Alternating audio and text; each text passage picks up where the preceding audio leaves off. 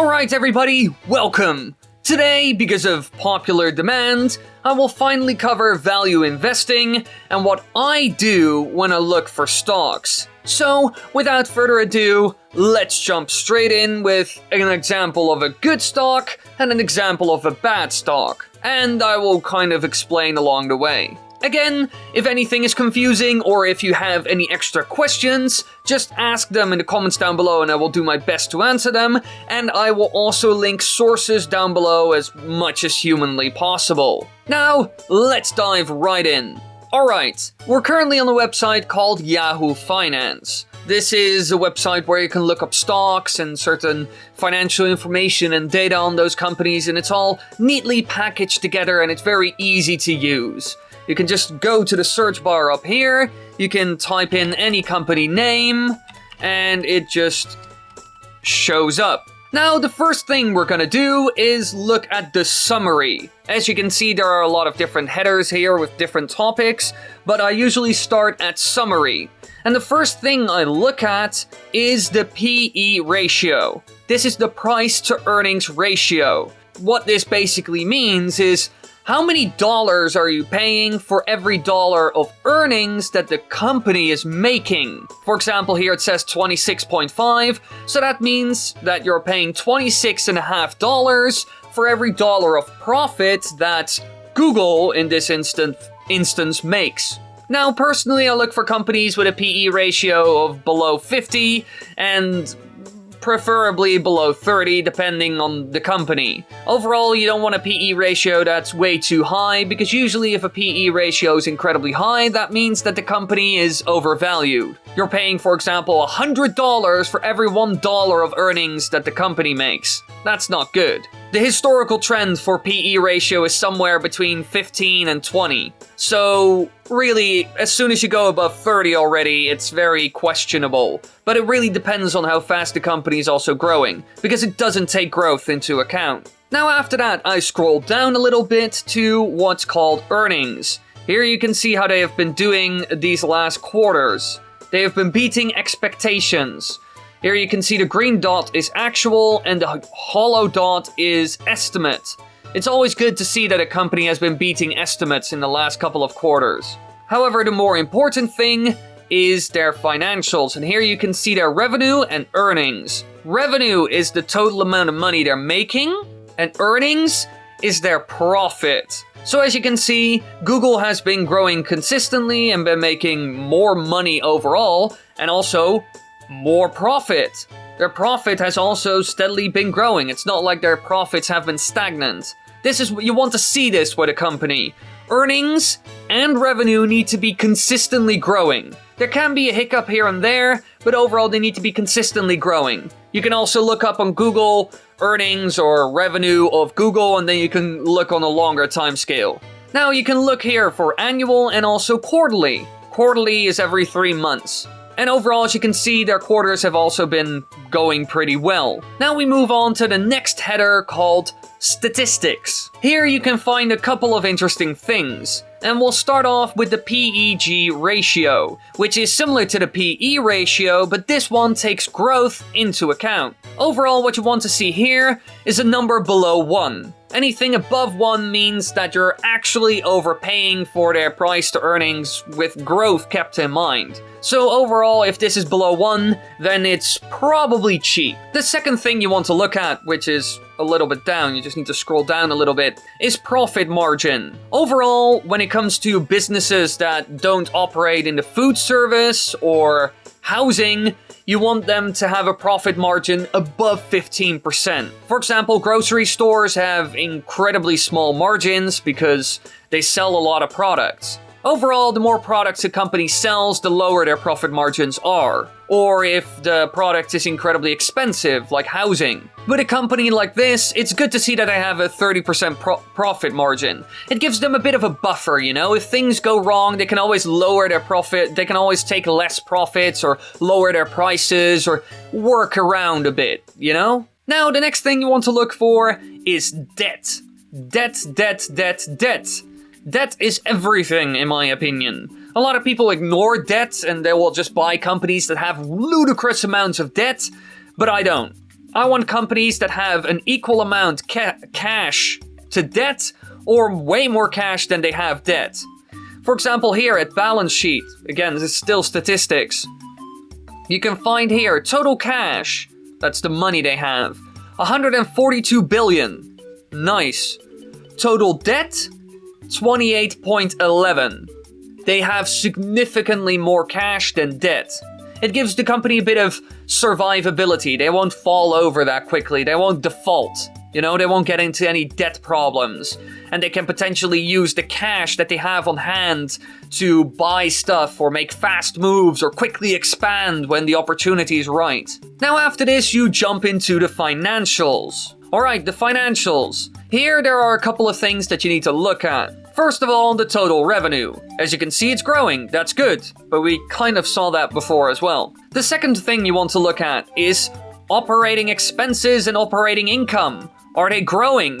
Yes? Well, that's good, because that usually means the company is growing and expanding its operations. There are exceptions to this rule. For example, if a company all of a sudden comes across new costs that they didn't factor in, but that's why you also read up on the company a bit. You need to understand what the company is also doing. What's going on in Google aside from their financials. I'm just going to cover their financials because they are probably the hardest thing for people to understand. After this, you move on to what's called the balance sheet. You can see that up here. Now, if you look at the balance sheet, you want the total assets to be growing. Again, you want them to accumulate. Accumulate money, accumulate buildings, accumulate server rooms, accumulate stuff. You want them to become a behemoth. You're looking for companies that are growing. So you want them to accumulate assets.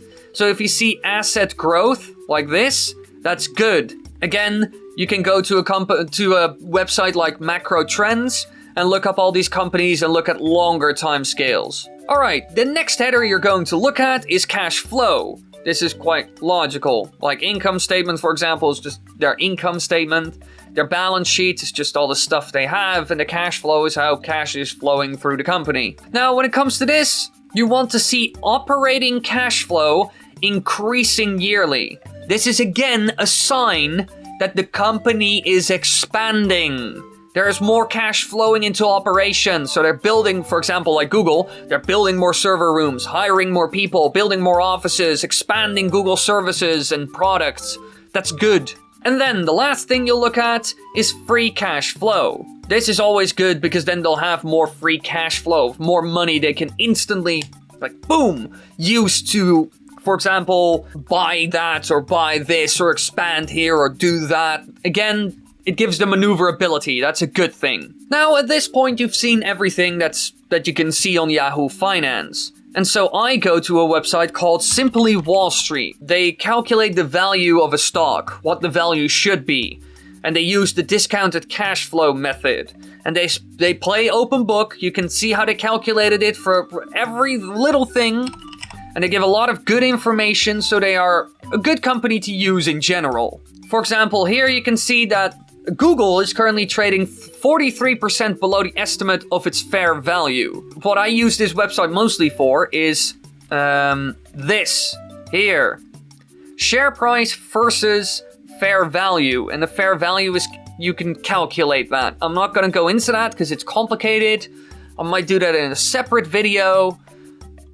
I usually don't calculate it myself because I know that these guys calculate it and they play complete open books and I can see exactly how they calculated it. And they just use standard discounted cash flow type shit. Stuff like this is very accurate. Calculations like this are also used by the biggest investors in the world. Ray Dalio, Warren Buffett, Charlie Munger. Some of the richest and most wise people when it comes to investing use similar or the same calculation to this one, which is discounted cash flow. As you can see, they are worth 4,800, somewhere about. So at 2,755, they are incredibly cheap. So Google is a company I would currently buy if I had cash laying around. I don't. I'm already fully invested. Sad. Now we are quickly going to look at an example of a company that's not that great. And of course, we are going to look at Tesla, because Tesla is incredibly overvalued, and if you buy Tesla at the current price, you are a complete idiot, in my opinion. You really have no idea what the f*** you're doing. Alright, the first thing we'll look at, we're again gonna go down the list of what we just did, but rapid fire style. PE ratio, 347. So you're paying $347 for every dollar of profit that Tesla makes. That's incredibly expensive because the historical average is 15 to 20, so that's ridiculous. Then we're gonna move down. Ooh, they are beating estimates, so that's good for the company at least. They are growing in revenue, but they haven't been making profit that long. They've only made profit in 2020, and they're making profit in 2021. So they don't have a really strong track record yet. So that's a risk you're taking. Not a fan of risk. We're trying to make money here, not risk money. Then we move over to statistics. And here we can see that the PEG ratio, price earnings growth ratio, remember, from Tesla is 2.67. So Tesla is incredibly expensive even if you keep growth into account. That's not good. Now, if we scroll down, we can see they have a profit margin of 7.4%, which isn't too stellar for a company that creates cars and technology. As we can see, Google is doing a better job. So, that's not too great. However, I will mention a lot of car manufacturers don't have an amazing profit margin because there's a lot of competition. That's why I don't buy car companies, because there's too much competition and the margins are not that good, and they usually have a lot of debt. When it comes to Tesla, they actually don't have that much debt. They have 16 billion in cash and 10 billion in debt. So actually their debt and cash situation isn't too bad. Now, when it comes to their financials, you can see in their income statements that they are consistently growing, which is good to see. But what about their balance sheet? Well, again, on their balance sheet, we can see that their total assets are consistently growing. So again, that's good. And when it comes to cash flow, their operating cash flow is also growing, and their free cash flow is also sort of consistently growing. Slight miss here, but you can ignore that. One miss or two misses is fine, as long as it's a steady overall trend going up. However, would I buy Tesla? Well, no, I wouldn't buy Tesla. Why? Because they're incredibly overvalued. The thing is, with all the checks that we just went through, they need to pass all of them. Not the majority or 75% or 80%. No, they need to pass all these checks. There aren't many companies that can do that, to be honest. 80%, 90, I would even say 95% of companies won't clear this check. But I don't buy a company if they don't clear this. I won't even look up their fair value on Simply Wall Street, because I know they're not worth it. So I wouldn't buy Tesla. But let's look at Simply Wall Street. And as I expected, ta-da! Even Simply Wall Street agrees with me. Tesla is significantly overvalued. Their fair value would be at $450 per share. Now, fair value doesn't mean you would buy it, because it's still fair value and you want to buy it for cheap. So you only buy it when it falls in the undervalued category. So in the green. So Tesla would have to be $300, $250 per share to be considered a buy in any way, shape, or form.